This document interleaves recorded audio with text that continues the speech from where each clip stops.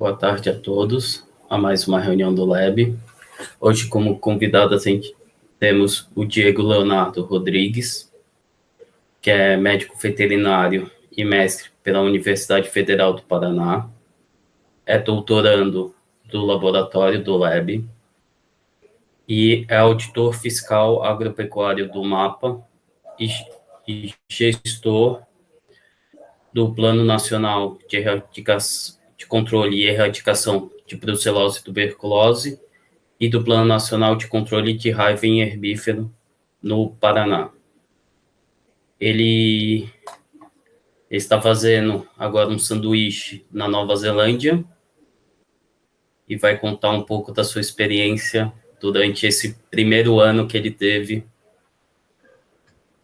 lá. Diego, passa a palavra. Obrigado, Alexandre. Boa tarde a todos. É um prazer estar aqui com vocês, ver todos os rostos de vocês aqui. É uma satisfação muito grande. Obrigado pelo convite, Alexandre. Germana também, né, que fez o primeiro contato. Parabéns pelo trabalho de vocês também. Eu tenho acompanhado aí pelo canal no YouTube. Tem sido muito gratificante, uma forma de ver os rostos e ver as pessoas, ouvir as vozes, né, que é tão importante. Eu vou projetar uma apresentação aqui para vocês, e eu acho que à medida que eu vou falando, vocês podem, fazendo qualquer pergunta, comentários, né, o debate, e aqueles que preferirem fazer no final também, aí fica a critério de vocês. Alexandre, não sei como que vocês preferem, para mim tanto faz, e eu acho que fazendo as perguntas enquanto vou falando, se houverem ou debate, pode ser mais enriquecedor, mas aí fica a critério de vocês. Vocês veem minha tela? Sim. Tá bem. Bom, eu estruturei a nossa conversa aqui em 5 sessões. A primeira, uma introdução, contexto de quem eu sou, o que eu estou fazendo, como é que eu vim parar aqui.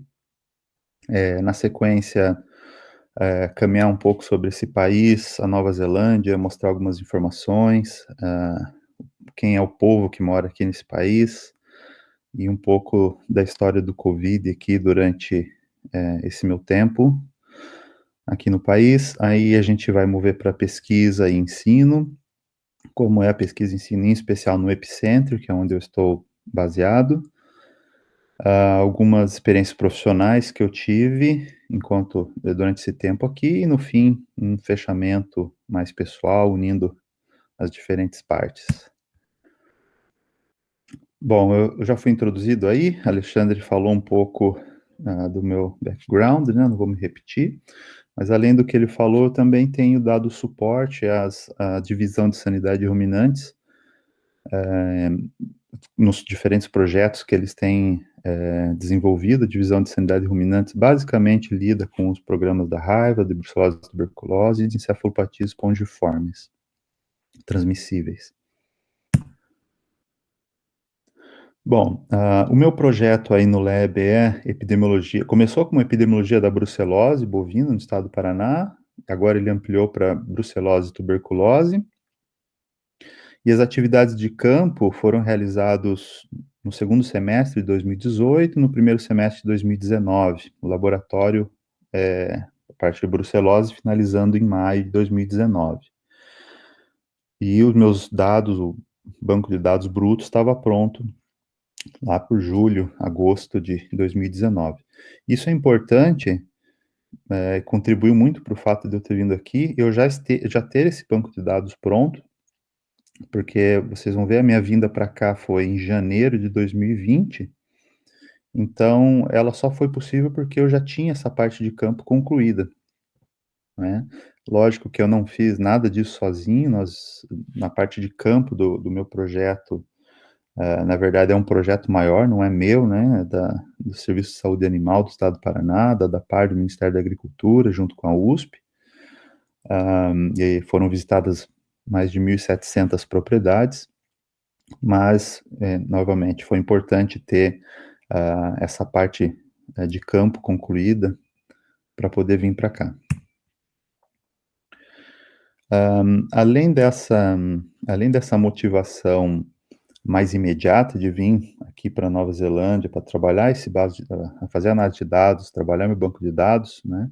Que é uma boa desculpa para vir para cá, né? Na verdade, você vem fazer um sanduíche, você quer viver uma experiência completa, né? Mas além dessa possibilidade de trazer meu banco de dados para cá, existia uma outra motivação mais antiga, né? A vontade de vir para cá foi porque eu tinha uma relação já há algum tempo com a Embaixada da Nova Zelândia no Brasil. Nós desenvolvemos esse workshop, Fundamentos de Produção e Qualidade do Leite na Nova Zelândia, em conjunto, a parceria da Superintendência de Agricultura do Paraná com a Embaixada da Nova Zelândia. Tem uma foto do evento aí à direita.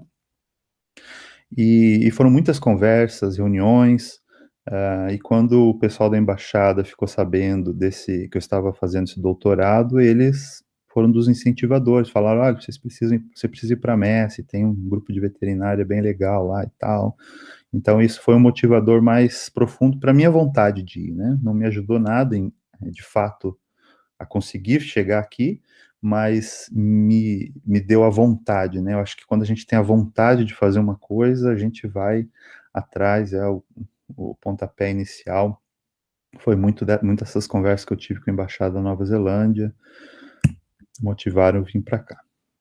Bom, durante esse tempo, a minha proposta, antes de vir para cá, era realizar análise de dados em parceria aqui com os colegas da Massey University, do Epicentro. O Epicentro é um centro de referência em epidemiologia, o maior aqui da Australásia. Ele é um centro colaborador da OIE em epidemiologia veterinária, em saúde pública e também em validação de teste diagnóstico. E junto aqui com o Epicentro, fisicamente próximo, nós temos o MEPLab, os dois são os centros irmãos em epidemiologia. O MEPLab seria basicamente epidemiologia molecular, e o Epicentro eu acho que é mais parecido com o nosso lab aí, né? Não tem o laboratório de biologia molecular, ele está separado, é computador mesmo, né? Depois eu vou mostrar a foto para vocês. Isso me trouxe, então, não só para a Massey University, para o Epicentro, mas me trouxe para Palmerston North. Palmerston North é uma cidade no meio da Ilha Norte, cidade com vários centros universitários, muito agradável, tem sido muito bom viver nesse lugar, né? A gente não vem para cá só para pesquisa, no fim das contas, a gente fica vivendo um ano, agora o segundo ano, em um lugar, e é uma cidade muito agradável, uma cidade de médio porte, 85 mil habitantes, mas extremamente diversa, etnicamente diversa, culturalmente, muita coisa legal acontecendo no dia a dia da cidade. E agora, o lugar onde eu estou mesmo, né, em cima à direita vocês têm uma vista aérea do campus da Massey University, aqui em Palmerston North. À direita, embaixo, é o prédio do Epicenter, que divide espaço com o Instituto de Ensino e Pesquisa sobre lã. Na verdade, o prédio começou como Wool Building, e agora o Epicenter já está tomando a maior parte do prédio. E embaixo vocês estão me vendo no meu pequeno escritório, corredor do Epicenter. Bom, e como que eu cheguei aqui, né? Além do motivador de vir para cá, da vontade de vir para cá, lógico, na parte de efetivar a vinda, eu comecei explorando os acordos que a USP tinha no momento, e a gente, junto com o escritório internacional aí da veterinária, a Isabela, a gente conseguiu identificar que existia e existe ainda um acordo, uma parceria entre a USP e a Massey, vigente, até ano que vem, pode ser renovado, e que estabelecia que as duas universidades tinham interesse em intercâmbio mútuo de pessoal, tanto acadêmicos como professores, pesquisadores, e a gente aproveitou esse acordo para estabelecer um primeiro contato com o Epicentro. Mas, basicamente, o que eu fiz foi enviar um e-mail para essa pessoa que vocês estão vendo, Cord Euer, à direita embaixo, um alemão que está aqui há 20 anos já na Nova Zelândia, nos recebeu aqui de forma fantástica, na casa dele, literalmente, então a gente foi muito bem recebido. Mas lá em fevereiro de 2019, né, após ter três meses de doutorado, começando o meu doutorado, eu enviei um e-mail, né, mandei um e-mail explicando a situação, e a resposta veio no dia seguinte falando, pode vir, quanto tempo você quer ficar? E nós não temos bolsa no momento, você consegue se sustentar, né? Se você consegue se sustentar, você pode vir, a gente tem uma mesa para você aqui. Essa foi a resposta depois que eu expus, né, meu projeto. Mas aí foi logo na sequência desse primeiro ok, aí teve um longo caminho para que eu conseguisse o suporte do Ministério da Agricultura, e no fim eu fui muito feliz de receber a liberação para poder vir para cá. Continuo trabalhando para o Ministério, né, à distância, fazendo alguns projetos, como eu vou mostrar mais para frente, mas basicamente eu recebi autorização do secretário de Defesa para vir aqui para Messi. Inicialmente era para ficar um ano, ano passado, e aí eu renovei para ficar mais esse ano de 2021. Movendo agora, alguma pergunta? Tudo bem aí, Germana? Tudo bem por aqui. Tá bom, obrigado. Vamos lá, então. Movendo para a segunda sessão, falando um pouco do país, né, para quem não conhece ou quem não conhece muito. Nova Zelândia é um país relativamente pequeno, aí do tamanho de São Paulo, mais ou menos, tamanho do Paraná, um pouco maior, com 5 milhões de habitantes, sendo que quase 2 desses 5 milhões estão na região de Auckland, então todo o restante do país tem uma baixa densidade demográfica, se comparado a alguns estados aí do sul, sudeste do Brasil, principalmente. Nós temos uma maioria europeia, a formação das etnias aqui do país, mas há uma crescente ocupação pelos povos maores e asiáticos, tanto que em 2040 a previsão é que 25% da população seja asiática.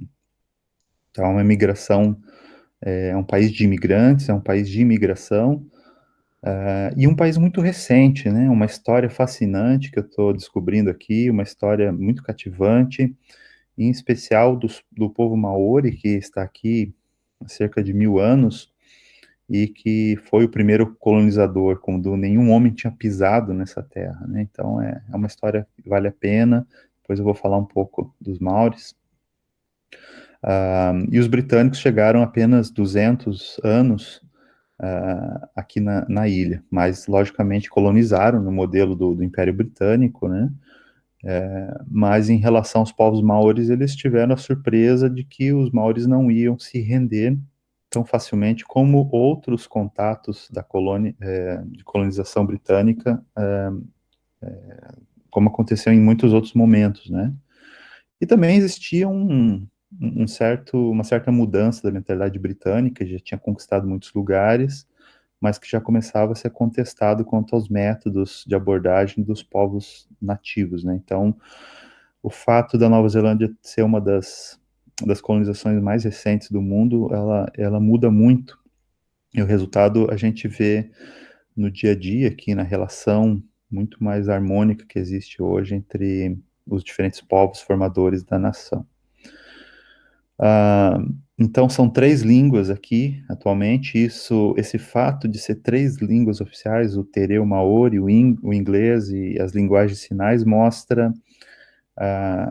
indica muito claramente o tipo de expectativa que os povos tradicionais têm nesse país, né? Bastante diferente do Brasil, inclusive. Em relação ao comércio, a produção e exportação de leite é o carro-chefe, é a exportação mais importante de longe. A Nova Zelândia é o maior exportador de lácteos do mundo, apesar de ser apenas o 8º produtor. 95% da produção de leite é exportada, então o leite tem um lugar especial, mas também a carne bovina, a exportação da carne bovina e de ovinos também é importante na pauta, exportação de madeiras, de frutas.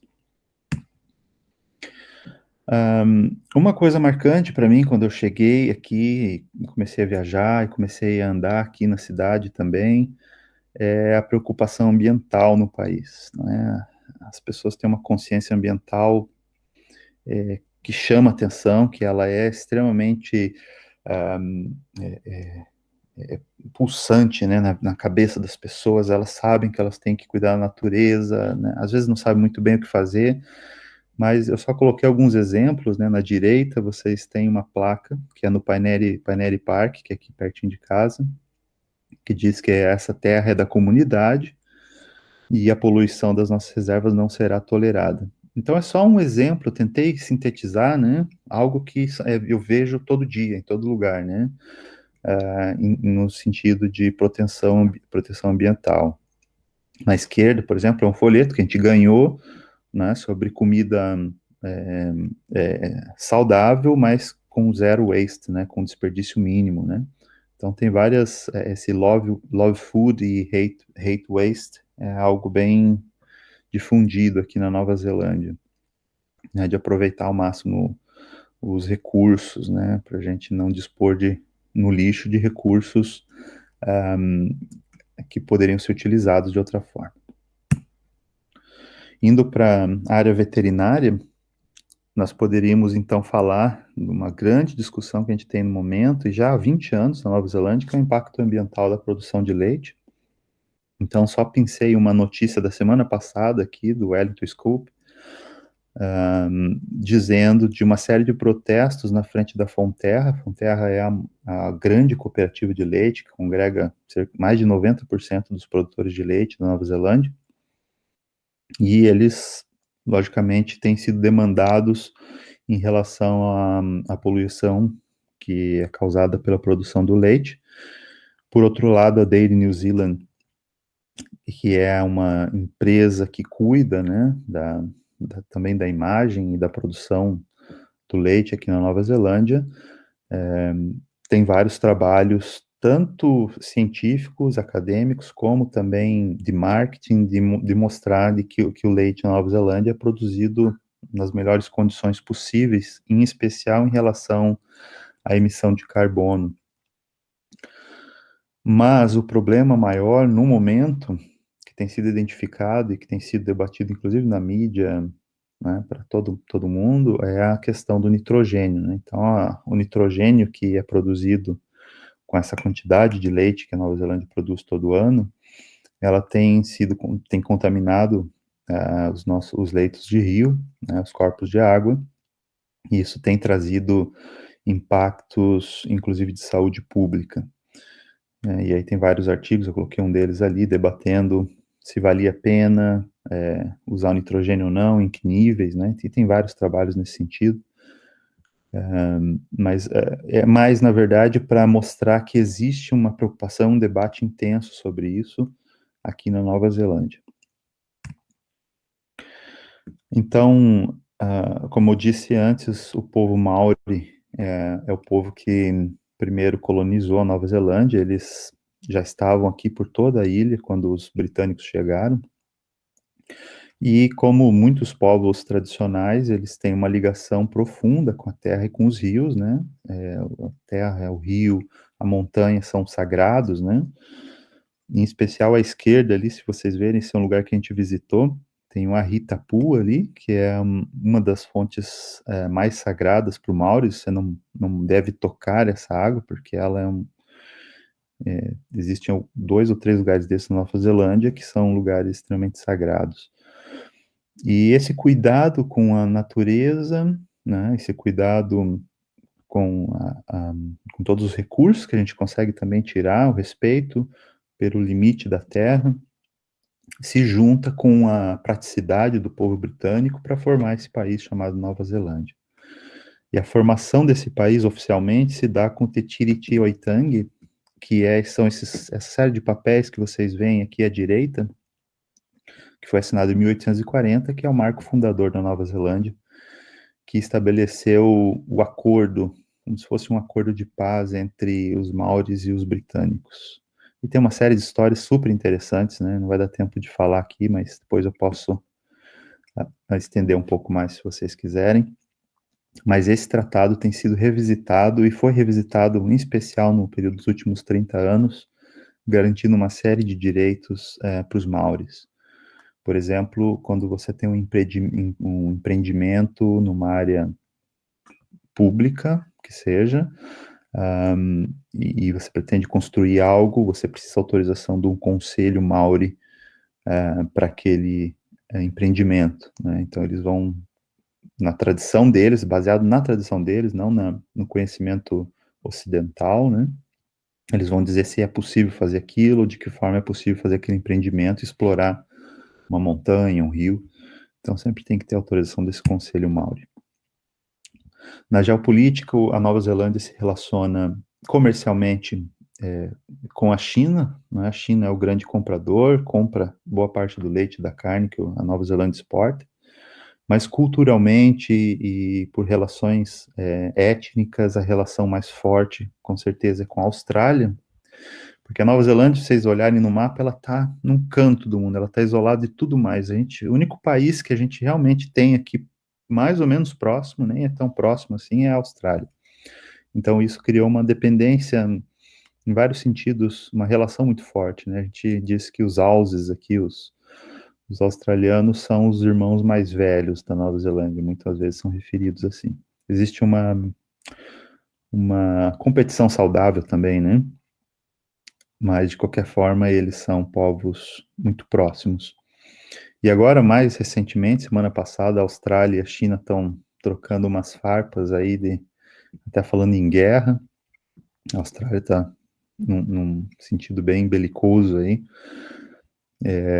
provocando a China, e a China a Austrália, e aí a Nova Zelândia, né, aquela notícia de Stuff ali da semana passada também, Nova Zelândia é muito pequena para esquecer sua aliança com a China. Então, mostrando que em países menores eles sempre estão sob influência de outros países de uma forma bem clara, e às vezes tem que escolher um lado, né? E aí é uma saia justa política, né, que precisa ser ajustada com o tempo. Bom, nós temos a Nova Zelândia formada pelo encontro de duas placas tectônicas, né? A gente tem a placa do Pacífico australiana e isso faz com que a gente tenha vários terremotos aqui todo ano. A gente teve um semana passada que eu senti aqui tremendo, mas o mais importante foi um ao norte da ilha que nós tivemos de 8 pontos na escala Richter, e a gente acabou tremeu tudo aqui, foi um negócio meio pavoroso, mas nenhum dano, nada aconteceu demais, mas eles dizem que um dia vai ter um desses terremotos que vai ser em terra, né? E aí em Christchurch, em 2010, nós tivemos o maior terremoto aí da ilha. Eu vou avançar um pouco, mas sobre o Covid aqui no país, em 28 de fevereiro a gente teve o primeiro caso, e a partir daí o governo tentou a primeira tentativa foi um auto-isolamento para todo mundo chegando no país, que logo eles viram que não ia servir para nada. Não resolveu coisa nenhuma, não impede a entrada não impediu a entrada da doença no país. Na sequência, no dia 19 de março, o governo já fechou as fronteiras da Nova Zelândia, exceto para cidadãos e residentes. E no dia 21 de março, introduzido, foi apresentado à população um sistema de alerta em 4 níveis, que já foi aplicado logo no dia 25. Dia 25 de março, esse país parou. Nova Zelândia parou no dia 25 de março, oficialmente. Você não via ninguém na rua. O governo pediu para todo mundo ficar em casa, obrigou, na verdade. Só funcionou aquilo que era estritamente necessário, os mercados extremamente controlados. Você não podia cruzar com uma pessoa dentro do mercado, né? Existiam regras dentro dos mercados, que eram um dos poucos lugares que ficaram abertos, né? E filas muito longas, porque as pessoas tinham que ficar bem longe uma das outras. Foi, claro, como foi para o mundo inteiro, né? Cada um vivendo de uma forma sua experiência, mas estar aqui na Nova Zelândia foi um exemplo de entender que uma política pública, junto com uma consciência das pessoas, né, de obedecer, tornou possível que no dia 4 de maio, ou seja, menos de 2 meses após a gente ter milhares de casos, a gente teve milhares de casos da Nova Zelândia, antes de 2 meses do primeiro caso, ou melhor, cerca de 2 meses depois do primeiro caso, o país conseguiu eliminar a doença, ou seja, não houve nenhum mais caso a partir de 4 de maio, né? Então foi muito interessante a gente ver essa evolução e a resposta, né? Se vocês olharem aqui o número de casos confirmados e prováveis, eles começaram ali no finalzinho de fevereiro e em meados de março a gente começa uma série de restrições que foram seguidas pela população, né? Claro que havia exceções, houve alguma repressão no sentido de multas e tal, mas de modo geral a cidade parecia uma cidade fantasma.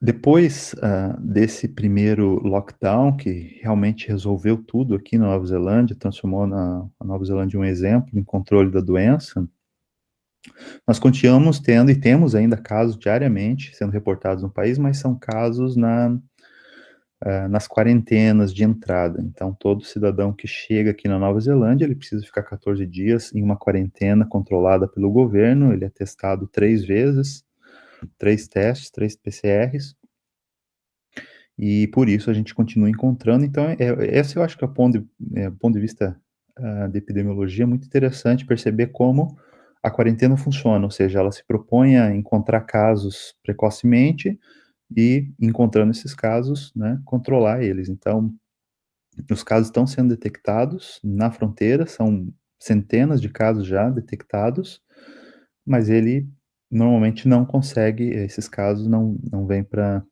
a comunidade. Em 2 situações, em Auckland, nós tivemos a introdução e transmissão comunitária que foram controladas relativamente rápido, né? Foi meio angustiante, porque falando agora, né, depois que já passou, é fácil achar que deu tudo certo, mas enquanto a gente passava pelo lockdown e mesmo pelos 2 clusters de Auckland, em que houveram restrições, né, nos clusters de Auckland, só Auckland que teve a restrição de nível 3 e 4, mas aqui o resto da Nova Zelândia ficou em nível 2, né, em alerta. Então, a gente isolou lá Auckland, e foi interessante perceber como as medidas foram efetivas, né, conseguiram debelar a transmissão comunitária. Nós temos uma série de informações muito claras, né, sendo apresentadas para a população. Claro que no primeiro mês foi meio caótico até o governo se organizar, não foi nada simples, nada trivial, mas a gente tem um reporte diário de casos encontrados em quarentena, recuperação, mortes. A vacinação, a gente está com menos de 500 mil doses aplicadas. Foi elaborado um plano também em 4 grupos. O grupo prioritário foram as pessoas que trabalham em quarentena. Depois, o segundo grupo foram as equipes médicas. O terceiro grupo está terminando de ser vacinado agora, que são pessoas com idosos e pessoas com algum problema grave de saúde ou crônico de saúde. E a partir do mês que vem, a população em geral vai ser vacinada. Espera-se que até o final do ano todo mundo esteja vacinado, usando essa vacina da Pfizer. E é lógico que esse debate epidemiológico, ele gerou uma série de repercussões políticas, né, como no mundo inteiro, e era muito inspirador ver diariamente, durante o lockdown, naquele mês de março e abril, a primeira-ministra, que é a Jacinda, junto com o Ashley Bloomfield, que é o diretor de saúde, eles vinham para o público, falavam tudo o que estava acontecendo, diziam as coisas que eles não sabiam. Imagine a angústia, a gente no meio de um lockdown, a gente estava... Agora é fácil olhar e ver que durou 2 meses, mas no meio daquilo a gente não sabia quanto tempo ia durar, ninguém sabia, né? Exatamente, né? Havia previsões e tal, simulações, mas eles vinham e falavam diariamente, procuravam acalmar a população, mas eram muito francos com as informações, pelo menos essa é a minha opinião. Tanto é assim que aconteceu no segundo semestre do ano passado uma eleição histórica. Sempre há um equilíbrio entre os 2 partidos principais aqui, que é o Labour e o National, mas no ano passado o Labour conseguiu quantidade expressiva de votos superior, conseguiu 64% dos assentos do parlamento, e o NET nos 35%, porque a população reconheceu a capacidade de liderança que foi apresentada, né? Pelo menos assim entendo. E o diretor, o Ashley, ele acabou indo para a boca do povo, né? Curve Crusher, né? Tesouro Nacional, enfim. Então a gente viu uma série de manifestações no sentido de concordar com o que estava sendo feito, apesar das medidas serem duras. Tá? Várias pesquisas mostraram que a população entendia que as medidas eram duras, mas aí eles concordavam com elas, a grande maioria da população. Esse slide eu roubei aqui do principal epidemiologista, né, que fez também esse da direita embaixo, o Michael Becker, que é o cara que ia todo dia, epidemiologista da Universidade de Otago, ia para os jornais explicar o que estava acontecendo, e depois que tudo, o principal já tinha passado, né, o lockdown, no final do ano passado ele apresentou uma apresentação sobre o Covid, como é que foi o histórico e tal, e ele mostra que havia então uma oportunidade para que após o Covid a gente tivesse uma economia mais baseada, mais sustentável e também um maior equilíbrio social para construir o futuro do país, né? Então houve todo um debate em torno disso, porque se o Covid foi difícil, a mudança climática ela provavelmente é irreversível, né? Não vai ter vacina para resolver. Bom, movendo para o nosso terceiro bloco aqui, falar de pesquisa e ensino. Então, nós temos no Epicentro, falando especificamente do Epicentro agora, que é o que eu vivi realmente aqui nesse ano, que eu fiquei aqui. O Epicentro oferece esses cursos que vocês estão vendo, que lembram, em boa parte, lembra os cursos aí que a gente tem no VPS também, alguns deles, né, um pouco diferentes, mas, de forma geral, eles oferecem uns cursos que dão base aí para o nosso conhecimento epidemiológico. Além disso, o Epicentro oferece vários outros cursos que são preparados para os seus clientes, vamos dizer assim. O Ministério das Indústrias Primárias aqui, que seria o Ministério da Agricultura da Nova Zelândia, é um dos principais consumidores aqui do Epicentro, sempre está pedindo cursos para eles, enfim. Existe uma série de iniciativas de ensino que o Epicentro oferece para as diferentes instituições e diferentes países que procuram eles, né? Vários workshops que eles realizavam, né, até 2019, e 2020 parou, né, muito disso, por conta do Covid. E essa aqui é a equipe de professores que eu tenho tido aqui o prazer de ter relação aí com eles todos, né, de conversar diariamente, com alguns, inclusive. E o Corey eu, vocês já viram, né, era o diretor até mês passado, agora ele acabou de se aposentar, nos recebeu muito bem, e o Chris Compton, na esquerda embaixo, agora é oficialmente o meu co-orientador. Então, mas todos eles, de alguma forma, contribuindo aqui, conversando, e me receberam muito bem, todos eles. Então, para falar um pouco das pesquisas, né, em vez de falar dos professores, eu vou falar dos alunos rapidamente aqui, né, e se vocês tiverem interesse em algum dos tópicos, podem me procurar depois, para vocês terem uma ideia do que eles estão fazendo, para vocês terem uma comparação, né. Então, a Sonali, que é do Sri Lanka, é minha vizinha aqui, está trabalhando no doutorado dela com genotipagem, distribuição do vírus da diarreia bovina, aqui na Nova Zelândia. O Sanguei, ele acabou de terminar o mestrado dele. O Sanguei foi o projeto que eu mais tive interação aqui nesse período. A gente teve várias reuniões. Ele trabalhou com a vigilância da febre aftosa no país dele, que é o Butão. Foi muito legal saber sobre o Butão. Ele explicou, falou, olha, como é que é esse meu país, e muito diferente, é uma outra realidade, né, inclusive em relação ao controle da febre aftosa. Então, a gente fez várias reuniões, conversamos muito sobre vigilância da febre aftosa, avaliando o sistema de vigilância que eles têm lá no país deles. o país dele. O John Mufato divide a sala comigo, mas ele mora em Wellington, então raramente aparece aqui, está trabalhando com leptospirose, principalmente verificando a acurácia de testes diagnósticos, né, sem ter um padrão ouro. E ele também é um consultor aqui renomado na Nova Zelândia, então ele nunca consegue terminar o mestrado dele. A Sabrina acabou de também terminar o doutorado dela no final do ano passado, trabalhou com evolução de patógenos em redes, em redes animais, né, de movimentação animal. E agora, para vocês terem uma ideia, ela está tentando fazer uma coisa muito simples, né? Se a gente pensar um cadastro para avicultura, faço aqui uma pausa para dizer que o fluxo de informações de produtores para os órgãos oficiais aqui é muito diferente. Existe uma proteção muito, muito forte das informações dos indivíduos e das empresas no país, né, por conta da regulamentação nacional.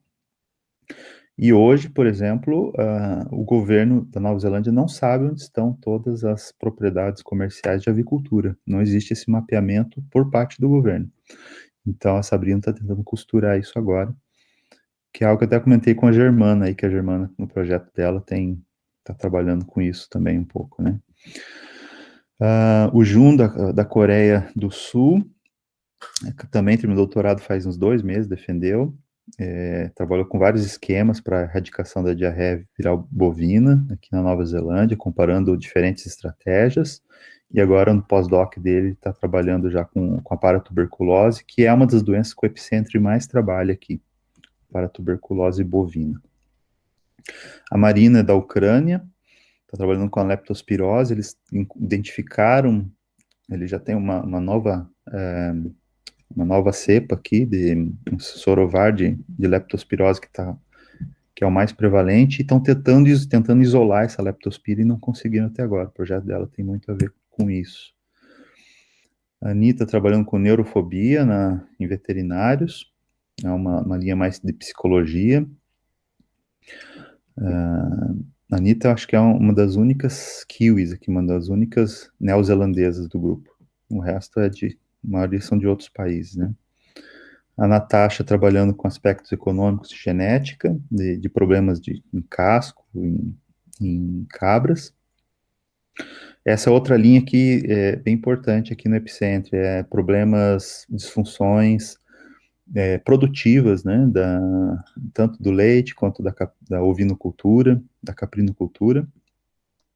É algo que é recorrente aqui ter pesquisa sobre problemas metabólicos, por exemplo, né, então eles não ficam restritos só à saúde animal. A Kátia também terminou o doutorado dela há pouco tempo, defendeu faz 3, 4 meses também, ela é da Noruega, fez o trabalho dela era com animais, com cães de trabalho, que trabalham na fazenda, todas as fazendas de ovino aqui têm cães para ajudar na lida, e agora está trabalhando com rastreabilidade no Ministério, no MPI aqui, no Ministério das Indústrias Primárias. A Minta e a Li são da Tailândia, terminaram o mestrado no final do ano passado, trabalhando com questões climáticas, impacto em saúde animal. Eu não sei muito do projeto delas, mas o que elas me ensinaram foi jogar badminton. Só que eu não consegui ganhar nenhuma delas, porque elas são muito boas. A Masako, a japonesa, muito legal conversar com ela, e ela trabalhou no doutorado, já terminado há 4 anos atrás, com os casos de febre aftosa no Japão, em 2010, e ela faz de tudo, né? Ela faz de tudo, vocês verem as publicações dela, tem publicações bem legais, bem avançadas, eu fico até tenho até dificuldade de falar com ela às vezes, porque ela está sempre no topo, assim, do conhecimento. A Nelly, por fim, terminou o doutorado também há 3 anos atrás, com paratuberculose em ovinos, e desde então, tem trabalhado como pesquisadora aqui no Epicentro, em vários projetos do MPI, principalmente com paratuberculose em gado. E o Simon é o cara do IT, é o cara que faz tudo aqui, virou o meu maior amigo aqui, a gente sempre tá junto, e é o cara que faz tudo. Ele é da IT, mas o que precisar, ele faz. É muito, muito legal. E a minha pesquisa, eu consegui avançar produzindo meu meu primeiro capítulo com soroprevalência e fatores de risco para brucelose no Paraná, usando aquela base de dados que eu falei antes para vocês, que a gente obteve em 2019.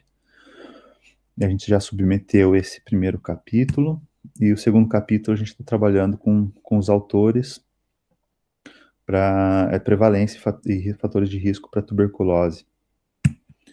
No terceiro capítulo, que é o próximo passo, eu pretendo trabalhar com redes de trânsito de bovinos, com enfoque na disseminação de brucelose e tuberculose no estado do Paraná. Então, já estou com a base de dados aqui, esse é o próximo passo. No tempo que eu estive aqui, foi muito legal eu poder trabalhar em projetos com o Ministério da Agricultura e outros projetos que até então a gente não conseguia fazer, né? Quando a gente está no Brasil, se envolve com uma rotina, atende telefone, e aqui eu tenho tempo para investir em alguns projetos.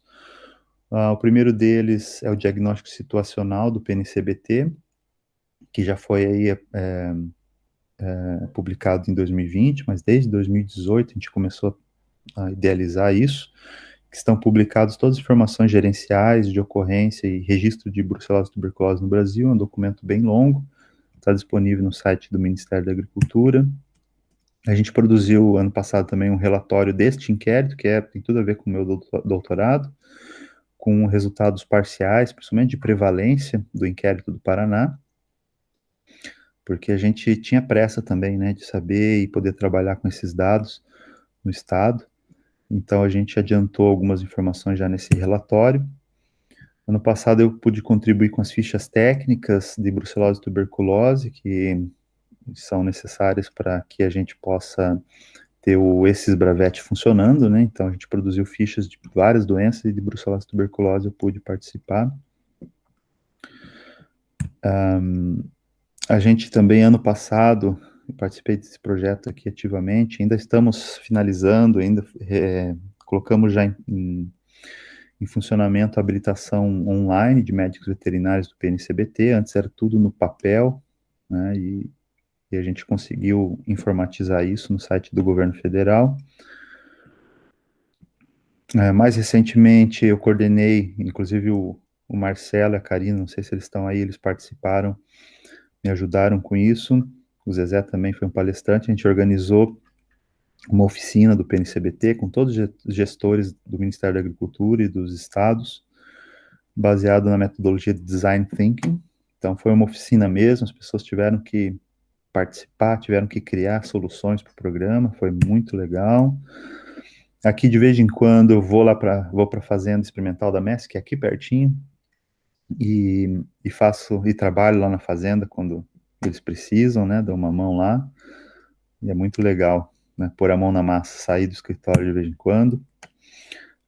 O embaixador me convidou lá para a embaixada para conversar um pouco sobre pesquisa, sobre produção agropecuária. Paulo César nos recebeu muito bem lá. Depois a gente trouxe ele aqui para Palmerston North também para apoiar um projeto que a gente tem aqui com os brasileiros.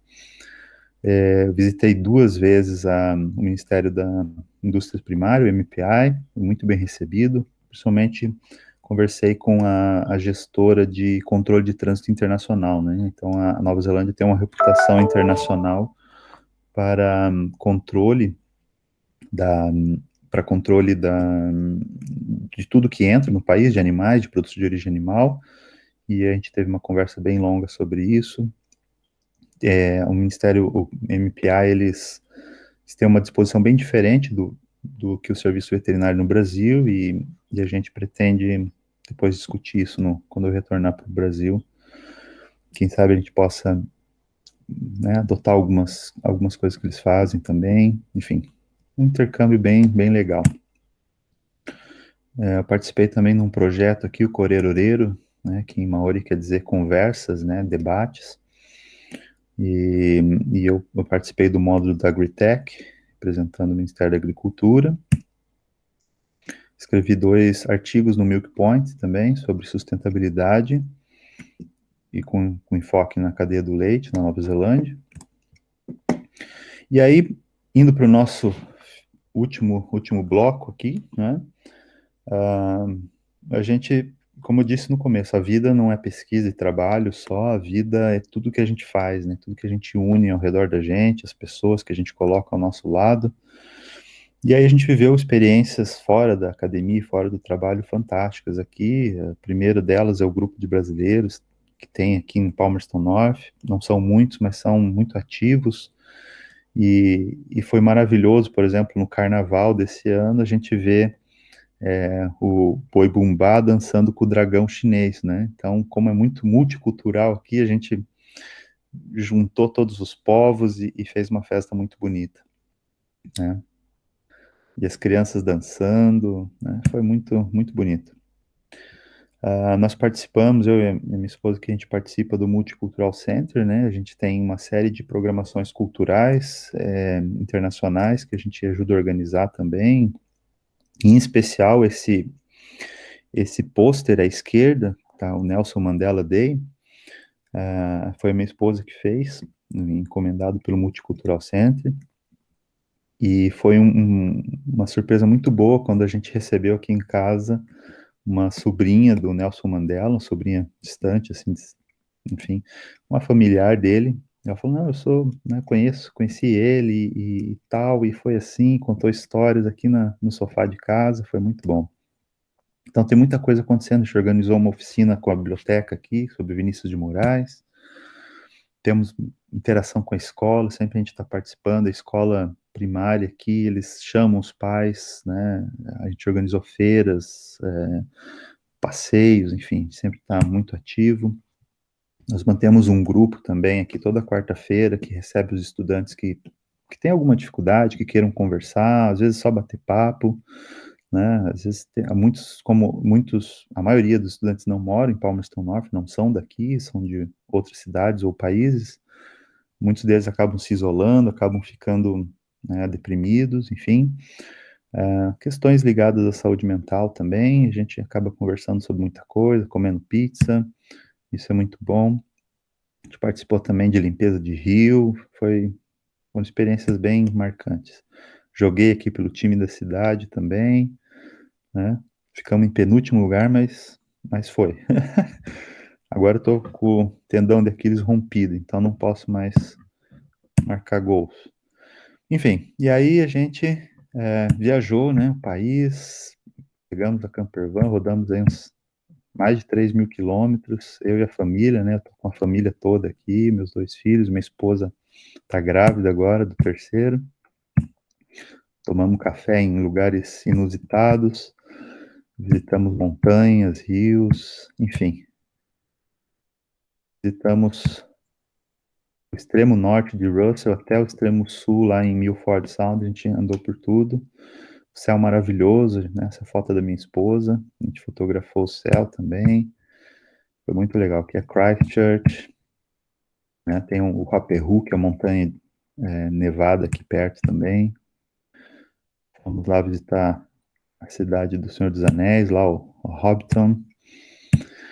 Andamos por tudo, andamos em lugares incríveis, que a natureza é maravilhosa nesse país, né? Andamos de campervan, e eu acho que essa era a ideia que eu queria dar para vocês, que a vida, ela, ela é sem script, né? A gente planeja, a gente acha que tem controle, mas a gente vem parar em lugares que a gente não imagina. Eu acho que isso vale para muitos de vocês aí num futuro não muito distante, né?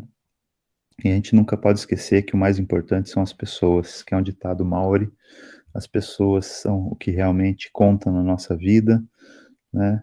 E a gente tem que viver juntos uns dos outros, né? E a morte nunca vai nunca vai superar a vida nesse planeta, né?